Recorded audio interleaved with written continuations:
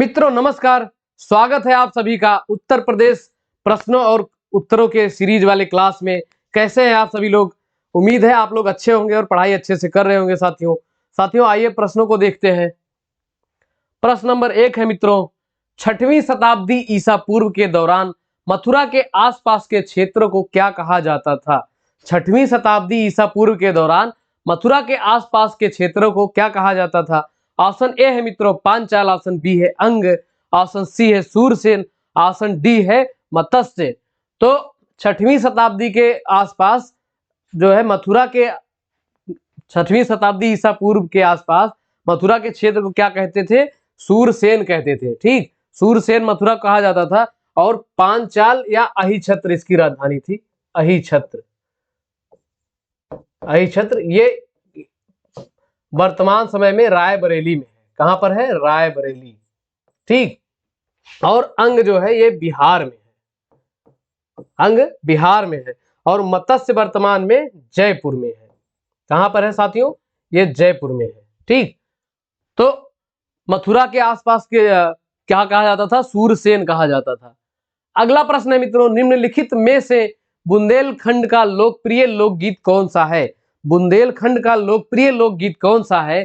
Option A है Alha, option B है बिरहा, ऑप्शन सी है रसिया, ऑप्शन डी है लंगुरिया। तो बुंदेलखंड का लोकप्रिय लोकगीत क्या था? आल्हा था। और बिरहा कहाँ का था? ये पूर्वांचल का है। पूर्वांचल, ये पूर्वांचल में गाया जाता है। और रसिया मित्रों ये ब्रज क्षेत्र में गाया जाता है। कहां पर? ब्रज क्षेत्र या ब्रज भूमि। ठीक, अगला प्रश्न है साथियों, निम्नलिखित में से कौन सी नदी भारत में ब्रह्म घाट पर करनाली नदी से जुड़ती है और घाघरा नदी बन जाती है? कौन सी नदी भारत में ब्रह्म घाट पर करनाली से जुड़ती है और घाघरा नदी बन जाती है? ऑप्शन ए है मित्रों राप्ती, ऑप्शन बी है गंडक, ऑप्शन सी है शारदा, ऑप्शन डी है सरयू।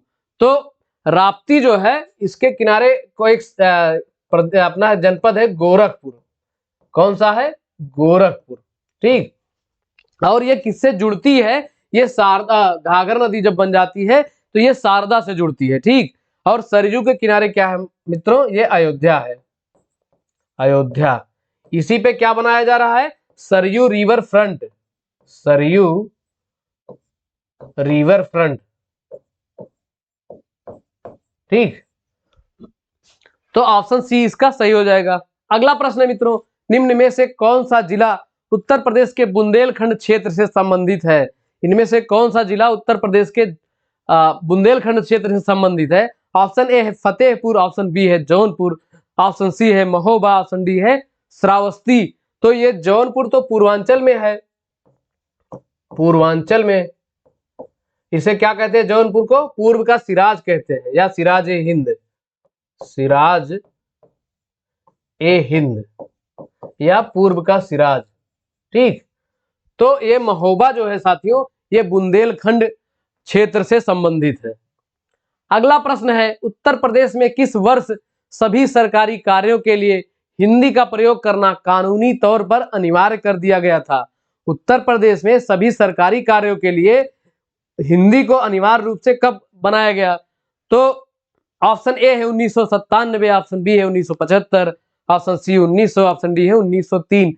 तो 1903 से एक चीज याद रखिए, जो अपने एशिया की प्रथम चीनी मिल कहां पर बनाई गई थी? ये प्रतापपुर में बनाई गई थी। कहां पर? प्रतापपुर देवरिया। ये कहां पर है? देवरिया में है। ये एशिया की पहली चीनी मिल बनाई गई थी। क्या बनाई गई थी? एशिया की पहली चीनी मिल यहां पर प्रतापपुर देवरिया में। एशिया की पहली चीनी मिल। ठीक, और ये सरकारी कार्यों के लिए हिंदी को कब से अनिवार्य किया गया? तो इसमें ऑप्शन जो है कोई सही नहीं है। ये 1977 में बनाया गया था। कब बनाया गया था? 1977 में। ठीक, 1977 में हिंदी को सभी सरकारी कार्यों के लिए अनिवार्य बनाया गया था। ठीक, तो इसमें क्या हो जाएगा? 1977 हो जाएगा। इसको ध्यान से देख लीजिएगा। ठीक, अगला प्रश्न है साथियों, उत्तर प्रदेश में पहली बार 1887 में प्रकाशित होने वाले दैनिक समाचार हिंदुस्तान के संपादक कौन थे? 1887 में प्रकाशित होने वाले दैनिक समाचार हिंदुस्तान के संपादक इनमें से कौन है? ऑप्शन ए है मित्रों महावीर प्रसाद, ऑप्शन बी है पद्मलाल पुन्नालाल बख्शी, ऑप्शन सी है मदन मोहन मालवीय, ऑप्शन डी है भारतेंदु हरिश्चंद्र। तो 1887 में प्रकाशित हिंदुस्तान पत्रिका के संपादक कौन थे? मदन मोहन मालवीय थे मित्रों। कौन थे? मदन मोहन मालवीय। अगला प्रश्न है साथियों, उत्तर प्रदेश का क्षेत्रफल देश के कुल क्षेत्रफल का कितना प्रतिशत है? देश के कुल क्षेत्रफल का कितना प्रतिशत है? ऑप्शन ए है 18.3%, ऑप्शन बी है 10.2%, ऑप्शन सी है 9.2%, ऑप्शन डी है 7.33। तो अपने उत्तर प्रदेश का क्षेत्रफल पूरे देश के क्षेत्रफल का 7.33% है। कितना है? 7.33%। ठीक। अगला प्रश्न है, एक जिला एक उत्पाद के तहत उत्तर प्रदेश का गाजियाबाद किस उत्पाद के लिए जाना जाता है? गाजियाबाद ओडीओपी के तहत किस उत्पाद के लिए जाना जाता है मित्रों? ऑप्शन ए है अभियांत्रिकी, ऑप्शन बी है मूज उत्पाद, ऑप्शन सी है गुड़, ऑप्शन डी है वस्त्र उत्पाद। तो जो गुड़ है ये अयोध्या का है, अयोध्या का ओडीओपी है। कहाँ का है? अयोध्या का ओडीओपी है। और वस्त्र उत्पाद जो है ये अंबेडकर नगर का है। यहाँ पे हैंडलूम और पावरलूम है ना, तो इस वजह से यहाँ वस्त्र निर्माण जो है यहाँ का ओडीओपी है, अंबेडकर नगर। ठीक। और गाजियाबाद का ओडीओपी क्या है साथियों? अभियांत्रिकी उत्पाद गाजियाबाद का ओडीओपी है। और मूज उत्पाद मित्रों ये है सुल्तानपुर का, सुल्तानपुर। और कहाँ का है? इलाहाबाद का है। और ये कहाँ का है? अमेठी का है। ये मूज उत्पाद जो बेने बिनौठे सिखौले बनाए जाते हैं ये वही मूज उत्पाद है। तो ये अब ओडीओपी जो है अपने प्रदेश का ये अमेजन और फ्लिपकार्ट में भी उपलब्ध है। तो आप ऑनलाइन भी शॉप कर सकते हैं। किसी भी प्रदेश के किसी भी जिले का ओडीओपी आप ऑनलाइन मंगा सकते हैं। ठीक। अगला प्रश्न है मित्रों, उत्तर प्रदेश का सबसे बड़ा उद्योग निम्न में से कौन सा है? उत्तर प्रदेश का सबसे बड़ा उद्योग कौन सा है? ऑप्शन ए है चर्म उद्योग, ऑप्शन बी है हथकरघा उद्योग, ऑप्शन सी है चीनी उद्योग, ऑप्शन डी है उपर्युक्त सभी। तो चर्म उद्योग के लिए कानपुर और आगरा जाने जाते हैं। कौन कौन से? कानपुर और आगरा। ठीक। चर्म उद्योग यहाँ पर ज्यादा होता है। और सबसे बड़ा उद्योग क्या है साथियों? ये हथकरघा उद्योग जो है ये पावरलूम और हैंडलूम। पावरलूम मतलब जो विद्युत से चलता है या मोटर से चलता है वही पावरलूम हो गया। और हाथों से चलाने जो चला के कपड़े बनाते हैं बुनते हैं वही हैंडलूम कहलाता है। तो इन्हीं की मदद से सबसे बड़ा उद्योग जो है अपने प्रदेश में यही है हथकरघा उद्योग। ठीक।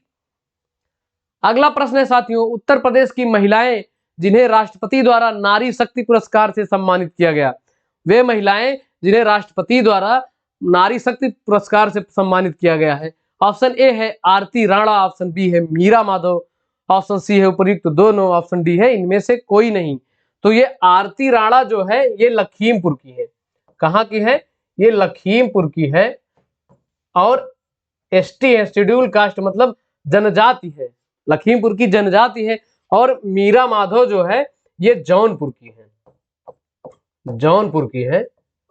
ये पेशे से अध्यापक है। क्या है?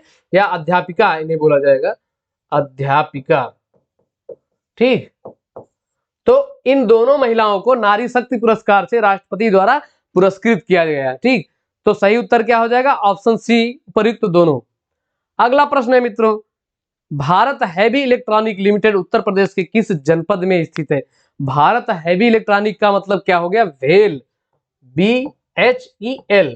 Bharat heavy electronic limited Uttar Pradesh के किस जनपद में स्थित है? ऑप्शन ए है झांसी, ऑप्शन बी है वाराणसी, ऑप्शन सी है अमेठी, ऑप्शन डी है उपर्युक्त सभी। तो भारत हैवी इलेक्ट्रॉनिक लिमिटेड मित्रों ये अमेठी में स्थित है। और अमेठी के कहां पर? जगदीशपुर में, जगदीशपुर में, जगदीशपुर, अमेठी के जगदीशपुर में ये भारत हैवी इलेक्ट्रॉनिक लिमिटेड या भेल स्थित है। और अमेठी के कोरबा गांव में AK-47 था तो AK-207 करके इसको रिप्लेस करके या इसकी फैक्ट्री बनाई जा रही, गन की आर्टिलरी गन की फैक्ट्री है वो यहाँ पर रसिया की सहायता से बनाया जा रहा है। ठीक। अगला प्रश्न है मित्रों, अफीम कारखाना उत्तर प्रदेश के किस जिले में अवस्थित है? अपने उत्तर प्रदेश के किस जनपद में अफीम कारखाना स्थित है? ऑप्शन ए है मित्रों गाजीपुर, ऑप्शन बी है बलिया, ऑप्शन सी है बाराबंकी, ऑप्शन डी है हापुड़। तो अफीम कारखाना साथियों ये गाजीपुर में है। कहां पर है? गाजीपुर में है। और गाजीपुर को क्या कहते हैं? काशी की बहन कहते हैं। क्या कहते हैं? काशी की बहन। और काशी किसे कहते हैं? बनारस को कहते हैं। बाबा विश्वनाथ की नगरी बनारस को काशी कहा जाता है। और गाजीपुर में कब्र है, एक हम कमेंट में पूछे थे तो एक हमारे किसी साथी ने जो है कमेंट किया था, किसकी है? कार्नवालिस की है। कार्नवालिस की कब्र है। ठीक, गाजीपुर में कार्नवालिस की कब्र है। और यहीं पर क्या है? अफीम कारखाना है। और अफीम उत्पादन कहां पर किया जाता है प्रदेश में साथियों? ये बाराबंकी में किया जाता है अफीम उत्पादन। अफीम उत्पादन जो है बाराबंकी में किया जाता है। और कारखाना कहां पर है? गाजीपुर में है। ठीक, तो ऑप्शन ए इसका राइट आंसर हो जाएगा साथियों। अगला प्रश्न है मित्रों, जूट कारखाना उत्तर प्रदेश के किस जिले में स्थापित किया गया है? जूट कारखाना उत्तर प्रदेश के किस जिले में है? ऑप्शन ए है कानपुर नगर, ऑप्शन बी है गोरखपुर, ऑप्शन सी है उपयुक्त दोनों, ऑप्शन डी है लखनऊ। तो ये जूट कारखाना जो है साथियों कानपुर नगर और गोरखपुर ये दोनों में किया गया है। तो इसका उत्तर क्या हो जाएगा? उपयुक्त दोनों। और गोरखपुर में किस जगह पर? एक जगह है सहजनवा। सहजनवा, जैसे गोरखपुर में सहजनवा में आप एंट्री करेंगे तो आपके नाकों की खुशबू और आपके सांस की रफ्तार, नाकों की खुशबू बढ़ेगी, नाक का रफ्तार कम होगा जैसे ही सहजनवा तक पहुंचेंगे। बहुत बदबू करता है ये। ठीक, तो ये कहां पर है जूट कारखाना? गोरखपुर में है, गोरखपुर के सहजनवा में और कानपुर में, कानपुर नगर में। अगला प्रश्न है साथियों, उत्तर प्रदेश के किस स्थान से उत्खनन में नवपाषाण काल के औजार और हथियार मिले हैं?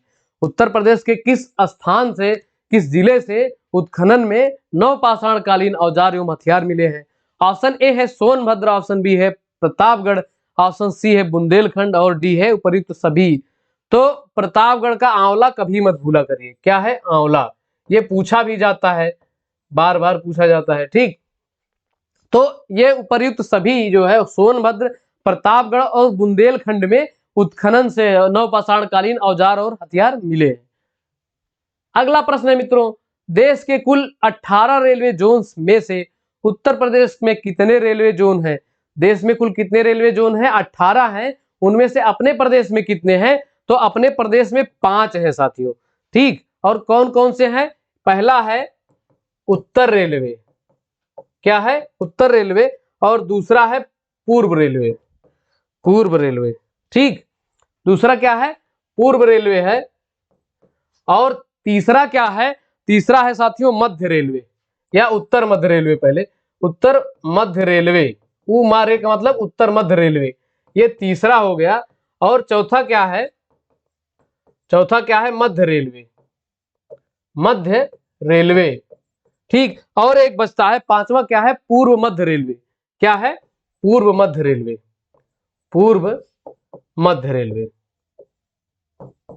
रेलवे। तो उत्तर प्रदेश में 5 रेलवे जोन्स हैं, उत्तर रेलवे, पूर्व रेलवे और उत्तर मध्य रेलवे, मध्य रेलवे और पूर्व मध्य रेलवे। ठीक, 5 रेलवे जोन्स हैं। तो प्रश्न हमारे इतने ही रहते हैं मित्रों। तो वीडियो को लाइक करिएगा और चैनल को सब्सक्राइब करिएगा, अपने साथियों, रिश्तेदारों, दोस्तों के साथ शेयर करिएगा। ठीक, तो चलते हैं साथियों, साथ बनाए रखने के लिए बहुत बहुत धन्यवाद। जय हिंद, जय भारत।